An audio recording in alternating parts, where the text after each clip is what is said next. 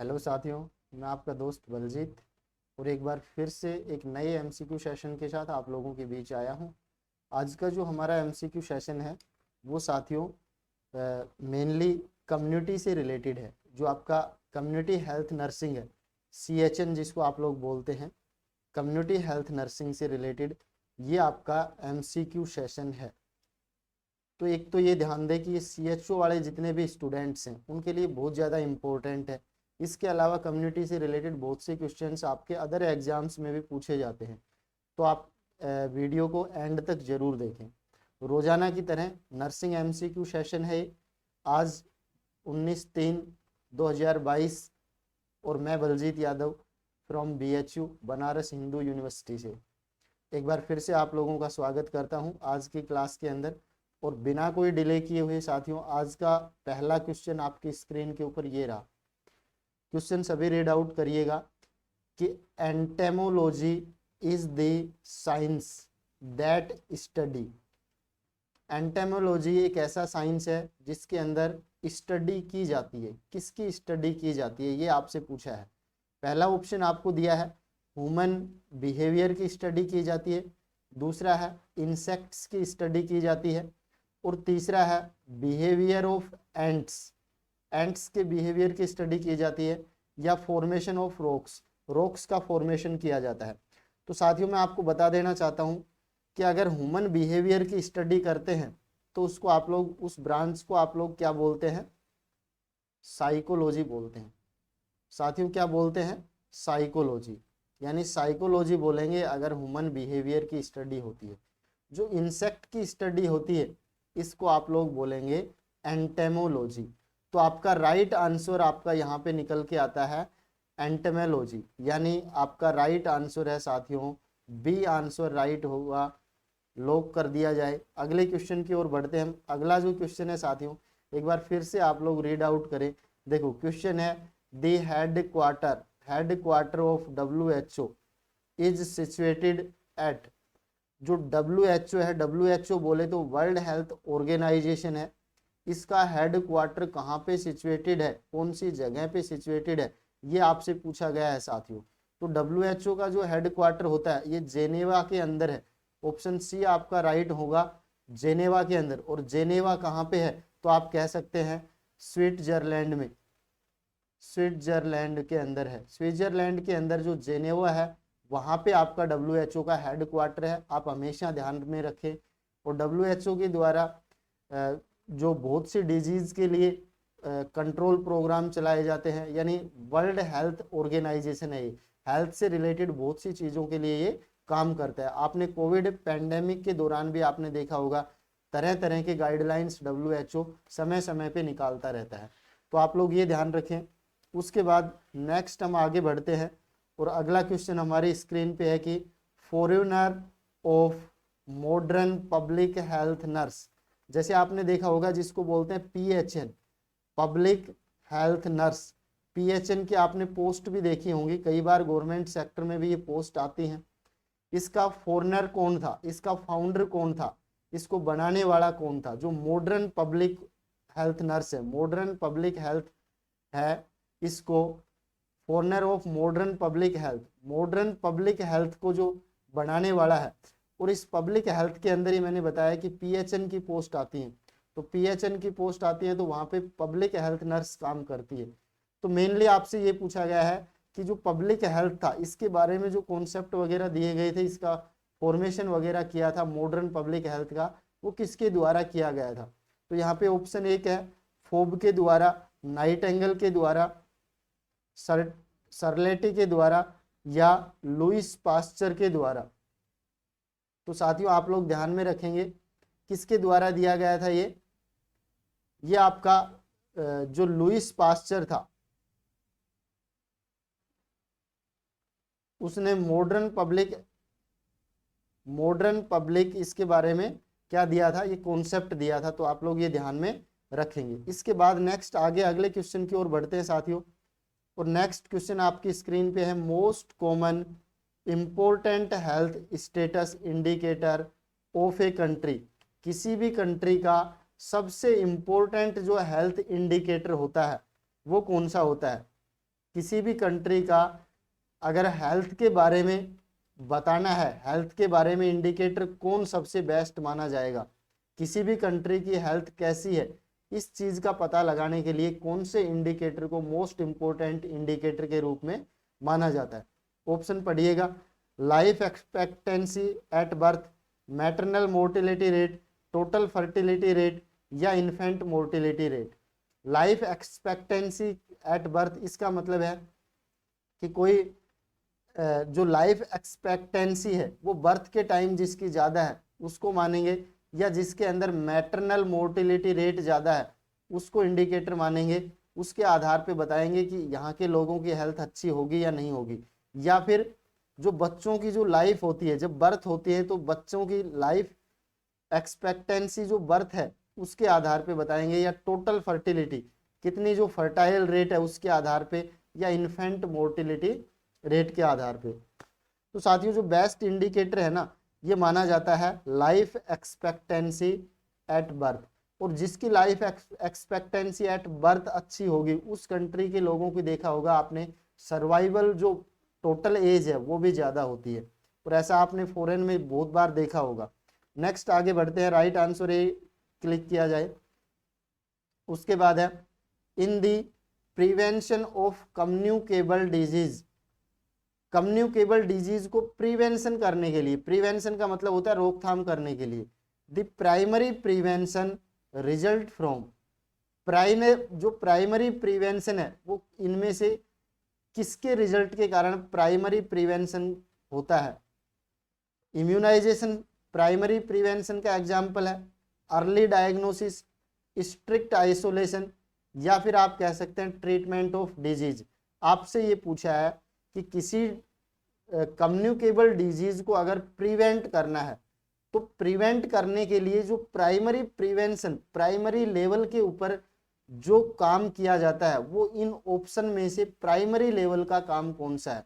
तो आप लोग बताएं कि प्राइमरी लेवल के अंदर कौन आता है। तो मैं आपको एक बार बता दूं, देखो ये लेवल ऑफ प्रिवेंशन होती है ना, ये कम्युनिकेबल डिजीज के लिए ही होती है, level of prevention, level of prevention.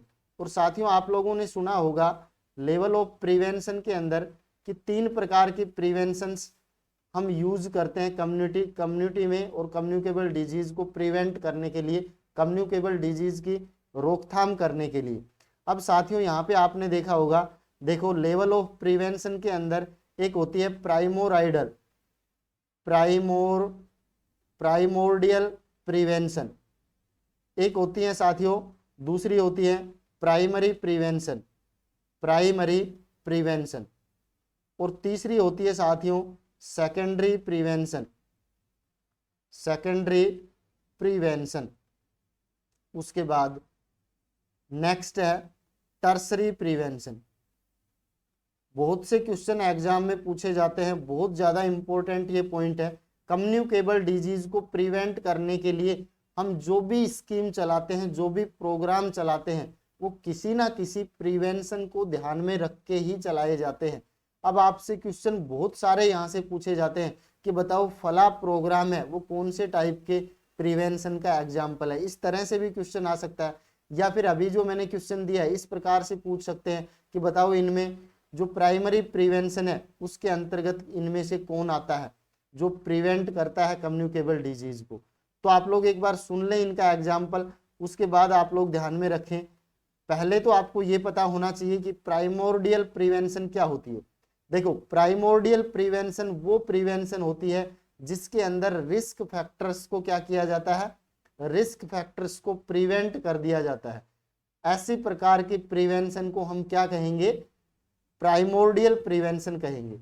एक बार देखना, सपोज करो जैसे हम लोग आप लोगों को बताया जाए कि भाई हैंड वॉशिंग करना चाहिए, खाना खाने से पहले हाथ धोने चाहिए, उससे बीमारियां नहीं होंगी, कम्युनिकेबल डिजीज नहीं फैलेगी। तो इस तरह की जो ये आप जो रिस्क फैक्टर को दूर कर रहे हैं, यानी डिजीज फैलाने वाला जो कारण है उसी को आपने रिस्क फैक्टर को ही दूर कर दिया, तो ये कौन सा प्रिवेंशन है, प्राइमोर्डियल प्रिवेंशन है। दूसरा आप लोग देखें प्राइमरी प्रिवेंशन क्या होता है। जो प्राइमरी प्रिवेंशन होता है इसके अंदर क्या किया जाता है साथियों, action taken just before the onset of disease, किसी भी डिजीज की शुरुआत होने से पहले जो एक्शन लिए जाते हैं उसी को बोलते हैं प्राइमरी प्रिवेंशन के अंतर्गत आता है। तो आप लोगों ने देखा होगा यहाँ पे कि प्राइमरी प्रिवेंशन के अंतर्गत क्या किया जाता है, तो आप लोग बता सकते हैं कि किसी मरीज को हेल्थ एजुकेशन दी जाती है, ये किसका एग्जाम्पल है, प्राइमरी प्रिवेंशन का एग्जाम्पल है। अब दूसरी बात मेरी सुनना कि मान लीजिए देखो दूसरी एक चीज है कि जो आपका इम्यूनाइजेशन आता है, ये इम्यूनाइजेशन भी किसके अंतर्गत आता है, प्राइमरी प्रिवेंशन के अंतर्गत। एक बार सुनना मेरी बात कि कई बार क्या किया जाता है कि प्राइमरी प्रिवेंशन के अंतर्गत डिजीज के होने से पहले ही शुरुआत कर दी जाती है। अब मुझे बताएं किसी मरीज को टीका लगाया जाता है, बच्चे को टीका लगाया जाता है, जैसे पोलियो का ही टीका लगाया, तो पोलियो का जब टीका लगता है तो क्या पोलियो उसको हो गया है, नहीं हुआ है अभी, लेकिन उस पोलियो से बचाने के लिए उसको पहले से ही क्या पिलाई जाती है, बूंद पिला दी जाती है, पोलियो की वैक्सीन की बूंद दी जाती है। तो ये किसके अंतर्गत आता है, आपका प्राइमरी प्रिवेंशन पे, कि आपने डिजीज होने से पहले ही उसकी रोकथाम कर दी, पहले ही आपने क्या ले लिया, एक्शन ले लिया। तो प्राइमरी प्रिवेंशन में इम्यूनाइजेशन चाहे कोई भी है, वैक्सीनेशन है, इम्यूनाइजेशन है, ये हमेशा आपसे पूछे जाते हैं कौन सी प्रिवेंशन के एग्जाम्पल है, तो आप कहेंगे प्राइमरी प्रिवेंशन के एग्जाम्पल है। दूसरी मेरी बात सुनना, मान लीजिए एक पेशेंट है जो हाइपरटेंसिव है, जो ओबेसिटी हो रहा है उसको, अब आप उसको ओबेसिटी, पर्टिकुलर ओबेसिटी के लिए आप उसको क्या दे रहे हैं, हेल्थ एजुकेशन। तो मैं यहाँ पे कह सकता हूँ प्राइमरी प्रिवेंशन के अंदर हेल्थ एजुकेशन भी दी जाती है। जैसे जिस मरीज को ओबेसिटी का है तो उसको आप लूज वेट करने के लिए ट्रेनिंग बताते हैं, उसको हेल्थ एजुकेशन देते हैं ओनली लूज वेट के लिए, ओनली उससे रिलेटेड रिस्क के लिए। तो ये भी आपका किस में आता है, प्राइमरी प्रिवेंशन के अंदर आता है। यानी आपने पहले ही उसको क्या कर दिया कि आपको आगे जाके कार्डियोवैस्कुलर डिजीज डेवलप ना हो, आपके अंदर ओबेसिटी है तो अभी से आप लोग क्या करने लग जाएं, वॉकिंग करने लग जाएं, जॉगिंग करने लग जाएं, तो आपने उसका एक्शन पहले ही करवा दिया डिजीज से पहले। तो ये भी किस में आता है साथियों, प्राइमरी प्रिवेंशन में। उसके बाद सुन लेना, जितने भी प्रोग्राम चलाए जाते हैं, विटामिन ए प्रोफाइलेक्सिस प्रोग्राम है, ये सब प्रोग्राम इस प्रकार के मिड डे मील प्रोग्राम है, ये भी किस में आते हैं, प्राइमरी प्रिवेंशन में आते हैं। तो आप लोग ध्यान रखें। उसके बाद आता है सेकेंडरी प्रिवेंशन। सेकेंडरी प्रिवेंशन के अंतर्गत क्या होता है साथियों कि इसके अंतर्गत आप लोगों को अर्ली डिटेक्शन करना है और ट्रीटमेंट करना है, यानी आपको अर्ली डायग्नोसिस करना है, डिजीज की पहचान करनी है, और जब डिजीज की पहचान हो जाएगी तो उसका अर्ली ट्रीटमेंट शुरू कर देना है। ये आता है आपका सेकेंडरी प्रिवेंशन में। उसके बाद आप लोग कह सकते हैं टर्सरी प्रिवेंशन के अंदर हम डिसएबिलिटी और लिमिटेशंस को रोकते हैं पेशेंट की डिजीज से रिलेटेड, ताकि वो ज़्यादा उसको प्रॉब्लम ना अराइज हो, इसलिए ये टर्सरी प्रिवेंशन के अंतर्गत आता है। अब यहाँ पे आपका आंसर मिल गया होगा कि ये आपका इम्यूनाइजेशन है, राइट आंसर ए है। अर्ली डायग्नोसिस और ट्रीटमेंट है, ये आपका सेकेंडरी प्रिवेंशन है। स्ट्रिक्ट आइसोलेशन है, ये आपका आइसोलेशन क्या कर रहे हो आप लोग, आपने रिस्क को दूर किया है, यानी ये आपका प्राइमोर्डियल प्रिवेंशन के और प्राइमरी प्रिवेंशन के अंतर्गत आता है, आपने डिजीज से पहले ही आइसोलेशन कर लिया। क्लियर है ये। उसके बाद नेक्स्ट मैं आगे बढ़ता हूं अगले क्वेश्चन की ओर। साथियों यहाँ पे पूछा गया है Pap smear screening test is an example of. अब एक चीज तो आपसे ये पूछी जाती है, देखो मैं 2-3 चीजें बता देता हूं। एक तो पैप स्मीयर है ना, ये सर्विक्स कैंसर के लिए किया जाता है। किस कैंसर के लिए किया जाता है, ये सर्विक्स कैंसर को स्क्रीनिंग करने के लिए आप कौन सा टेस्ट करते हैं, पैप स्मीयर टेस्ट। इसको पेपालो टेस्ट भी बोलते हैं, पैप्स टेस्ट भी बोलते हैं। तो आप ध्यान रखें, सर्विक्स कैंसर का मोस्ट कॉमन स्क्रीनिंग टेस्ट क्या माना जाता है, पैप स्मीयर को माना जाता है। उसके बाद अगर सर्विक्स कैंसर का कंफर्मेटिव टेस्ट अगर आपसे पूछा जाए तब आप बोलते हैं कोल्पोस्कोपी, जिसके अंदर वेजाइना का विजुअलाइजेशन किया जाता है और वहां से फिर सैंपल कलेक्ट किया जाता है, टिश्यू लिया जाता है और उस टिश्यू का क्या किया जाता है, जांच किया जाता है। तो कोल्पोस्कोपी को आप लोग या आप लोग कह सकते हैं बायोप्सी बोलते हैं, क्योंकि कोल्पोस्कोपी में भी बायोप्सी लिया जाता है कोल्पोस्कोपी में। तो बायोप्सी को आप लोग क्या कहते हैं, परमानेंट या कंफर्मेटिव डायग्नोसिस मानते हैं सर्विक्स कैंसर का। मेरी बात समझ गए होंगे आप लोग। कोल्पोस्कोपी होता है सर्विक्स कैंसर के लिए, एक पैप टेस्ट होता है, पैप टेस्ट होता है, और एक होता है कोल्पोस्कोपी, कोल्पोस्कोपी। तो मैं आपको बता देना चाहता हूं कि इस कोल्पोस्कोपी में क्या होता है, इसके अंदर दो चीजें होती हैं। एक तो विजुअलाइजेशन होता है, विजुअलाइजेशन होता है, प्लस साथ में यहाँ पे क्या होता है, बायोप्सी भी लिया जाता है। तो कई बार एग्जाम में आपका आ जाता है कंफर्मेटिव टेस्ट बायोप्सी, बायोप्सी ना होगा तो हो सकता है वो आपको कोल्पोस्कोपी दिया रखे, तो कोल्पोस्कोपी को भी आप क्या बोलेंगे, confirmative test of cervix cancer. उसके बाद ये टेस्ट क्या है, स्क्रीनिंग टेस्ट है, पैप स्मीयर। तो एक तो आपसे यही पूछा जाता है, पहला क्वेश्चन तो यही होगा। उसके बाद ये किसका एग्जाम्पल है, कौन सी टाइप की प्रिवेंशन के अंतर्गत आता है, तो आप लोग बताएं मुझे, प्राइमोराइडल प्रिवेंशन में आता है, या ये प्राइमरी प्रिवेंशन में आता है, या ये सेकेंडरी प्रिवेंशन में आता है, या ये टर्सरी प्रिवेंशन के अंदर आता है। तो आप कहेंगे स्क्रीनिंग टेस्ट जितने भी हैं ये सारे के सारे स्क्रीनिंग टेस्ट आपके किस में आते हैं, प्राइमरी प्रिवेंशन के अंतर्गत आते हैं। अब देखो हो सकता है उसको सर्विक्स कैंसर ना हो, तो हम यहाँ पे क्या कर रहे हैं, स्क्रीन करने के लिए कर रहे हैं। लेकिन अगर सर्विक्स कैंसर आपका डायग्नोसिस हो गया और फिर वापस आप कोल्पोस्कोपी करवा रहे हैं, तो वो आपका किस में आ जाएगा, सेकेंडरी प्रिवेंशन में आ जाएगा। लेकिन यहाँ पे जब स्क्रीनिंग वर्ड लगा दिया तो ये प्राइमरी प्रिवेंशन का एग्जाम्पल है, आप लोग साथ में याद रखें। सर्विक्स कैंसर का मोस्ट कॉमन कोज अगर आपसे पूछा जाए तो आप बता देना, ह्यूमन पैपिलोमा वायरस के कारण होती है सर्विक्स कैंसर। इसके बाद नेक्स्ट आगे बढ़ते हैं साथियों। अगला क्वेश्चन आपकी स्क्रीन पे ये रहा, which of the following is not an example of primary prevention. इनमें से कौन सा प्राइमरी प्रिवेंशन का एग्जाम्पल नहीं है, नोट पूछा है साथियों, नहीं है, तो कौन सा नहीं है ये आपसे बताना है आपको।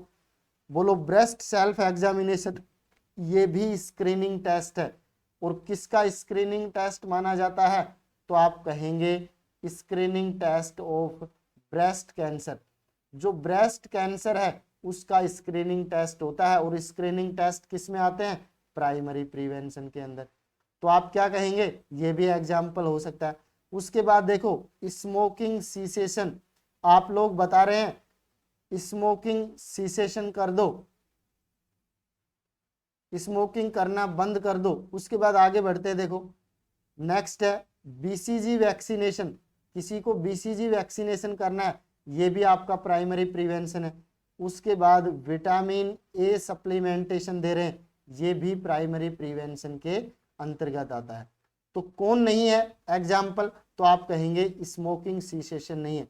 आंसर लॉक किया जाए, बी आंसर आपका राइट होगा, क्योंकि स्मोकिंग बंद करवा रहे हो आप कह रहे हो स्मोकिंग नहीं करना चाहिए क्योंकि आगे जाके आपको कैंसर हो सकता है।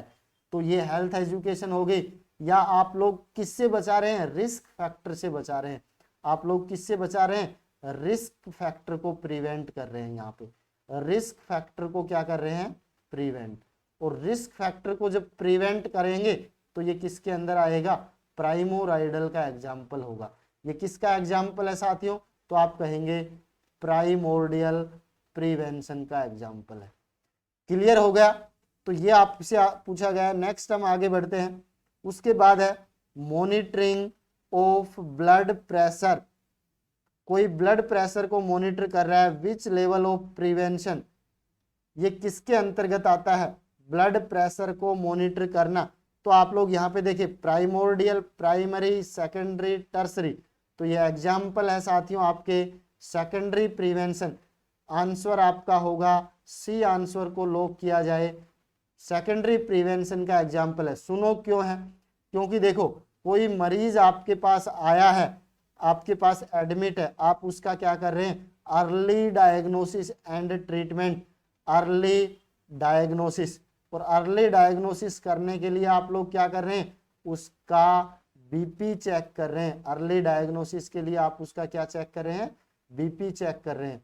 तो बीपी चेक करना किसके अंतर्गत आया, सेकेंडरी प्रिवेंशन, क्योंकि इसके बाद आपको उसका ट्रीटमेंट स्टार्ट करना है। तो ये सेकेंडरी प्रिवेंशन का एग्जाम्पल है साथियों, याद रखना। उसके बाद मैं आगे बढ़ता हूं, नेक्स्ट है बहुत इंपॉर्टेंट क्वेश्चन है भाई, आउटब्रेक ऑफ डिजीज।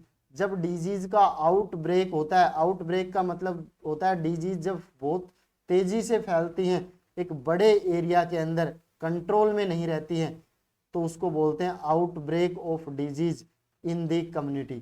कम्युनिटी के अंदर क्या हो गया, आउटब्रेक हो गया।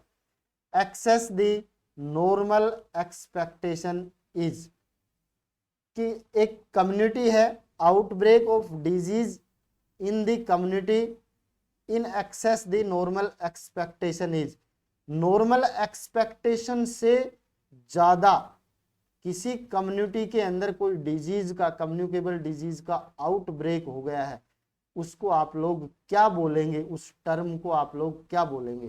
तो आप लोगों को पता होगा, एक होता है एपिडेमिक, एक होता है पेंडेमिक, और एक होता है स्पोरेडिक, एक होता है एंडेमिक। ये 4 प्रकार के आउटब्रेक हो सकते हैं कम्युनिटी के अंदर। आप लोगों ने देखा होगा, मैं सबसे पहले तो बता दूं पेंडेमिक सिचुएशन किसको बोलते हैं, तो आपने अभी एग्जाम्पल देखा हाल ही में कोरोना या कोविड जो आपका था, ये कैसा था, पेंडेमिक था, यानी वर्ल्ड वाइड ये आउटब्रेक हुआ था।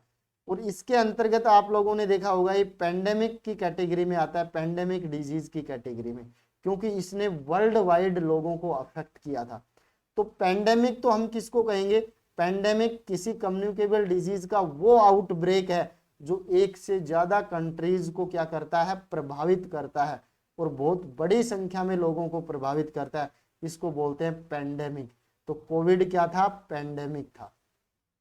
हर कंट्री में आप लोगों ने इस महामारी को देखा, इससे रिलेटेड जो जितना ज्यादा कह सकते हैं लॉस हुआ, वो सब आप लोगों ने देखा है। तो एक ऐसी सिचुएशन थी पेंडेमिक, रोजाना हम सुनते थे कोविड पेंडेमिक गाइडलाइंस, तो इसलिए इसको पेंडेमिक बोला था, क्योंकि ये वर्ल्ड वाइड लोगों को अफेक्ट किया। एक होता है एपिडेमिक, एपी का मतलब होता है अमंग, और डेमिक का मतलब डेमोग्राफी, यानी जब किसी पर्टिकुलर कम्युनिटी में कोई डिजीज नॉर्मल से ज्यादा आउटब्रेक होती है, तो उसको क्या बोलते हैं, एपिडेमिक बोलते हैं। तो जैसे कोई डिजीज आती है, कोलेरा है, वो किसी पर्टिकुलर एरिया में, किसी कम्युनिटी में एक जगह पे आउटब्रेक हो गया, तो हम उसको क्या बोलते थे, कोलेरा एपिडेमिक है, ये एपिडेमिक डिजीज है। तो किसी कम्युनिटी में आउटब्रेक होने को आप लोग क्या बोलते हैं, एपिडेमिक। तो आंसर आपका ए राइट होगा, लॉक किया जाए ए आंसर। उसके बाद एक होता है स्पोरेडिक, इसके अंदर इरेगुलर, एक इंटरवल के बाद डिजीज अराइज होती है, एक इंटरवल के बाद, छोटे छोटे इंटरवल्स के बाद डिजीज आती है, इसको बोलते हैं स्पोरेडिक डिजीज बोलते हैं। एक होती है एंडेमिक, एंडेमिक का मतलब होता है साथियों, सुन ले एक बार बहुत अच्छे से, किसी पर्टिकुलर एरिया के अंदर कोई डिजीज लंबे समय तक रहना। जैसे आप लोगों ने देखा होगा माउंटेन एरिया में, हिली एरिया में, सपोज करो किसी एक क्या बोलते हैं, जैसे मान लीजिए किसी इलेक्ट्रोलाइट्स की ही कमी होगी, तो हम उसको क्या बोलते हैं, वो एंडेमिक डिजीज है, यानी किसी पर्टिकुलर एरिया में किसी पर्टिकुलर सब्सटेंस की लंबे समय तक कमी हो जाना और उसके कारण डिजीज हो जाना, तो वो डिजीज वहां पे क्या कहलाएगी, एंडेमिक कहलाएगी। समझ में आ गया सभी को? आगे बढ़ते हैं नेक्स्ट। यहाँ पे मैंने लिखा भी है, इस स्लाइड को पढ़ लें एक बार, देखो पेंडेमिक वर्ड का मतलब होता है outbreak of the disease from one country to another country, एक कंट्री से दूसरी कंट्री में आउटब्रेक होता है, क्या कहलाता है, पेंडेमिक कहलाता है। एक होता है sporadic, it is the prevalence at interval of single particular disperse case, किसी पर्टिकुलर डिजीज के जो केस हैं वो एक अंतराल के बाद बार बार नए केस आते हैं, इसको बोलते हैं स्पोरेडिक डिजीज। और अच्छे वर्ड में अगर मैं बोलूं तो नीचे वाली लाइन पढ़ना कि that disease occur irregular intervals, ये डिजीज अलग अलग अंतराल में आती हैं, रेगुलर नहीं है, इरेगुलर इंटरवल्स में आती हैं, ओनली इन फ्यू पैलेस, और कुछ जगह पे आती हैं, स्कैटर्ड मैनर के अंदर आती हैं, इसको आप लोग बोलते हैं स्पोरेडिक डिजीज। एंडेमिक जो डिजीज है इसको आप लोग बोल सकते हैं continuous presence of particular disease with in a particular geographical area that called endemic disease. आप लोगों को क्लियर हो गया होगा, ये टर्म बहुत ज्यादा इंपॉर्टेंट है। यहाँ से 4 क्वेश्चन पूछते हैं। What is the meaning of endemic, what is the meaning of pandemic, what is the meaning of sporadic, what is the meaning of endemic. आप लोगों को मैंने विद एग्जाम्पल बताए हैं। आगे बढ़ते हैं अगले क्वेश्चन की ओर साथियों। उसके बाद नेक्स्ट क्वेश्चन आपकी स्क्रीन पे,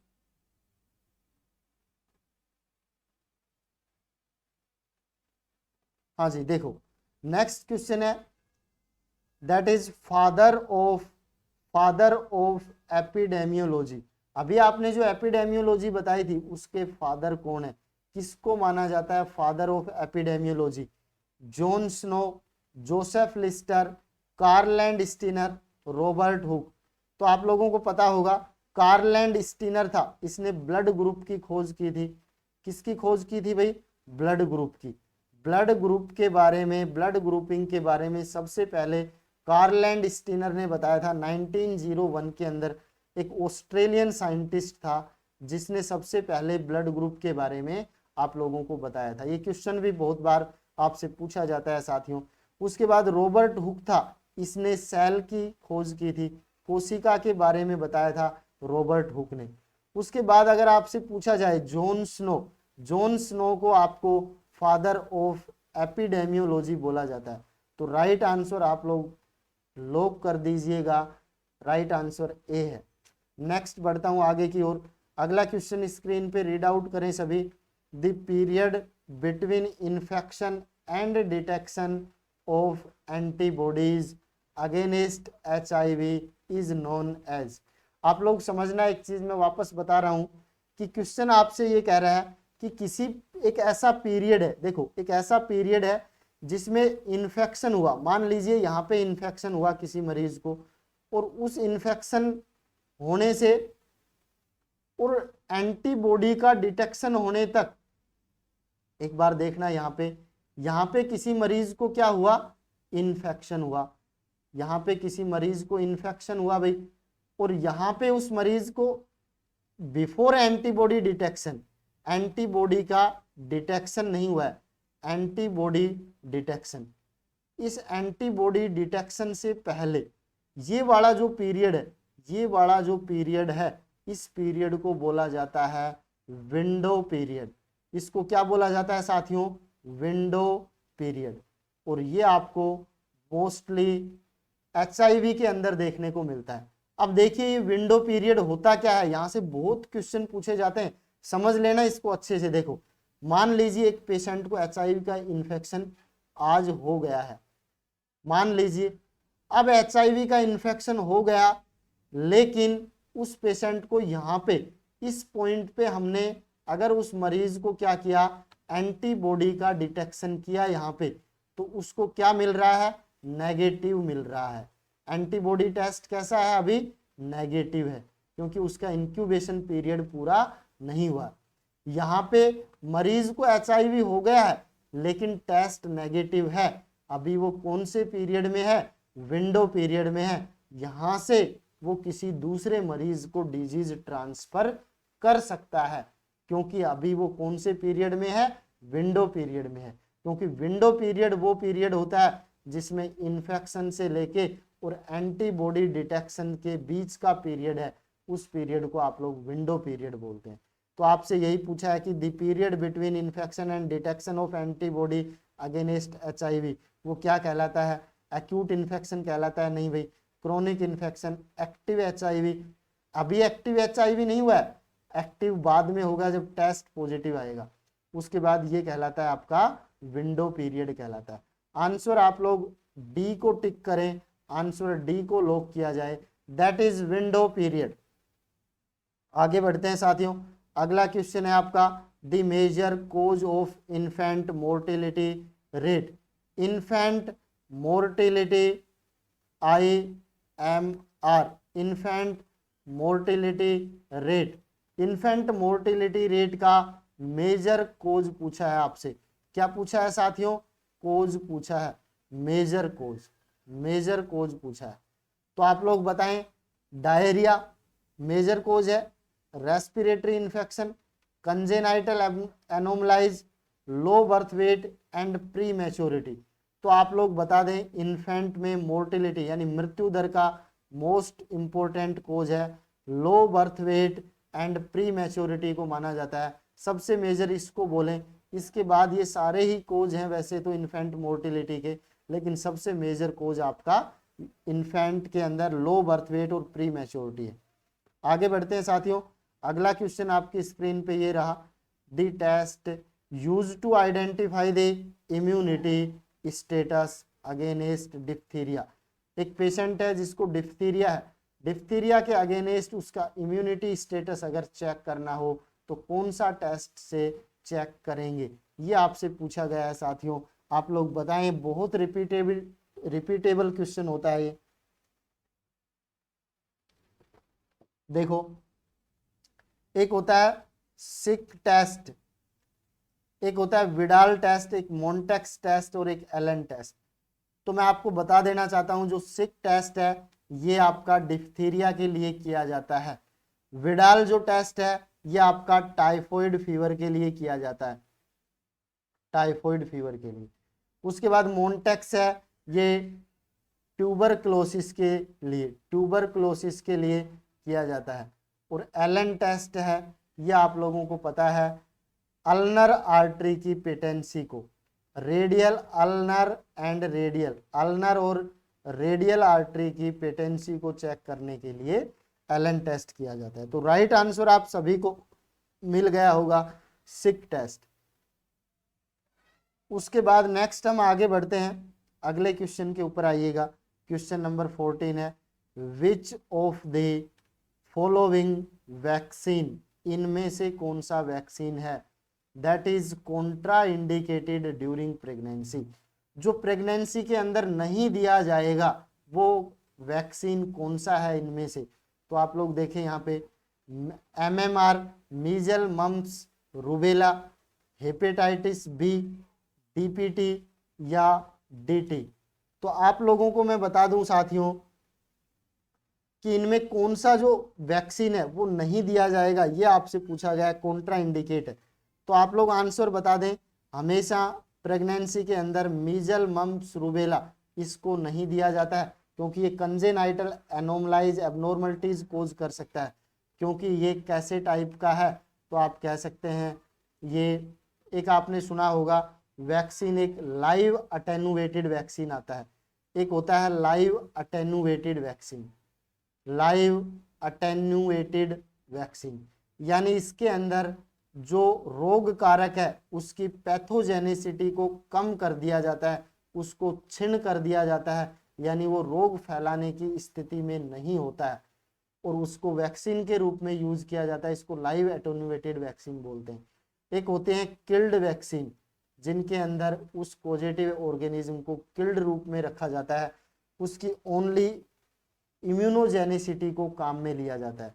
जब भी हम देखो कोई वैक्सीन बनाते हैं साथियों, तो वैक्सीन हमेशा या तो किसी बैक्टीरिया से बनाई जाएगी या उसके वायरस से बनाई जाएगी, और उसके अंदर क्या किया जाएगा, इनमें दो प्रॉपर्टी होती है, एक पैथोजेनिसिटी होती है और एक होती है इम्यूनोजेनिसिटी।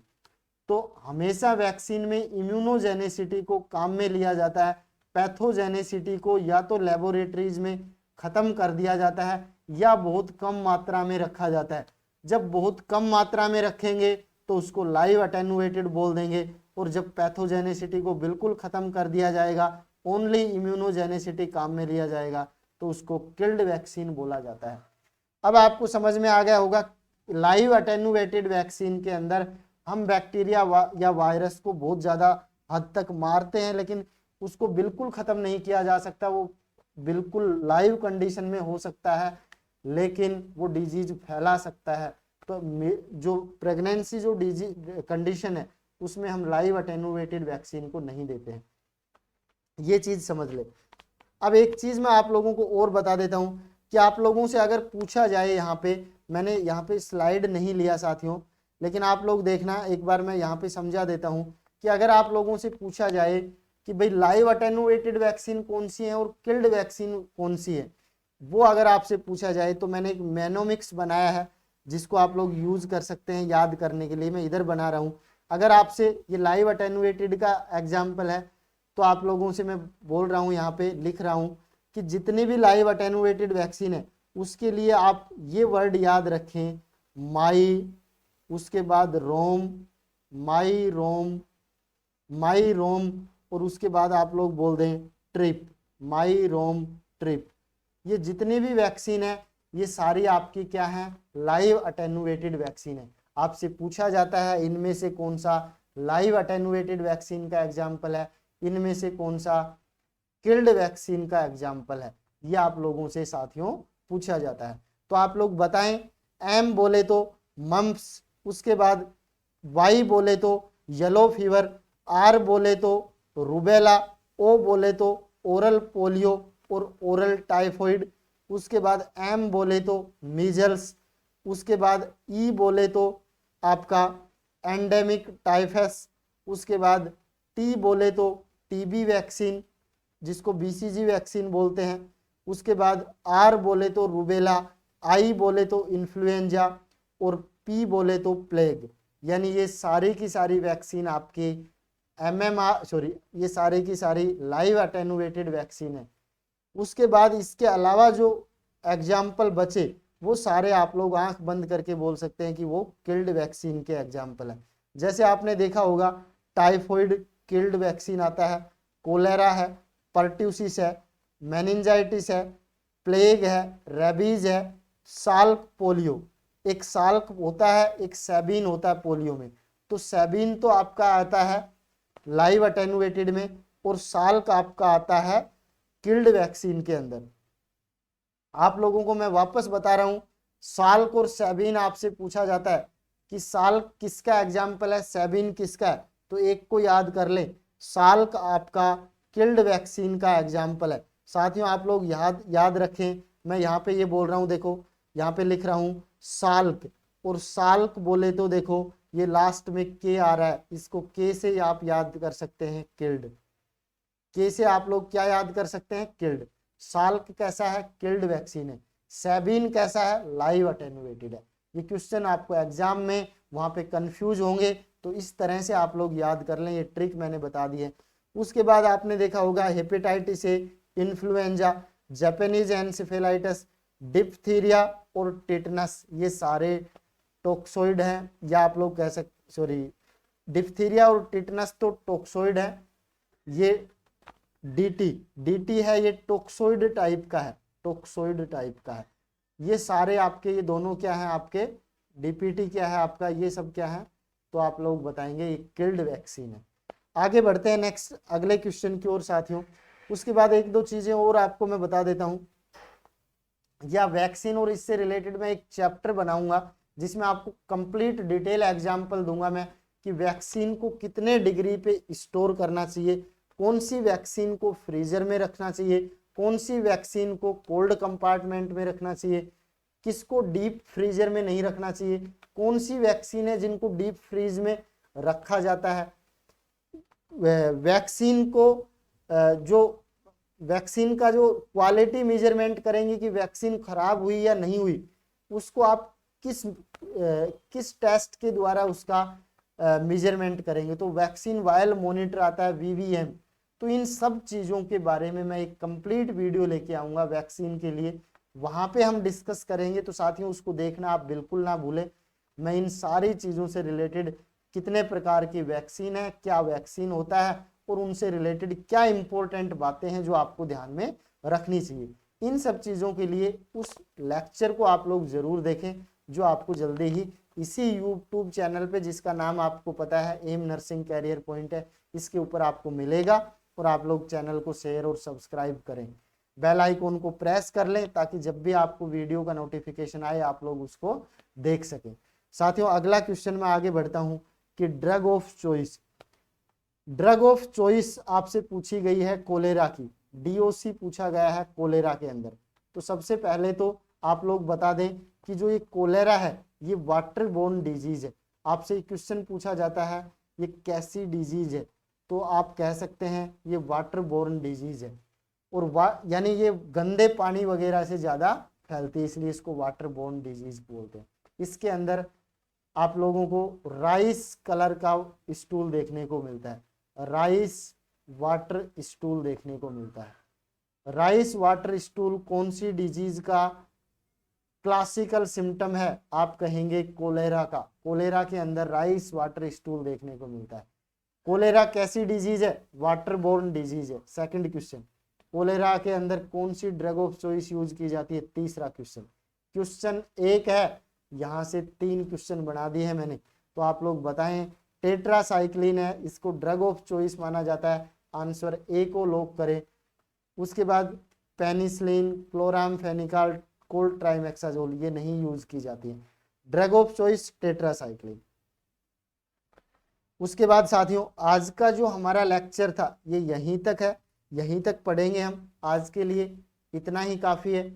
एक बार फिर से आपका वीडियो को एंड तक देखने के लिए बहुत बहुत धन्यवाद, और मिलते हैं इसी टाइम, यानी कल रोजाना हम 8 बजे एक नया MCQ सेशन के साथ आते हैं। तो अगले नेक्स्ट 24 घंटे के लिए आपसे विदा लेना चाहते हैं, और मिलेंगे फिर दोबारा किसी नए MCQ सेशन के लिए। तब तक के लिए आप लोग स्वस्थ रहें, खुश रहें।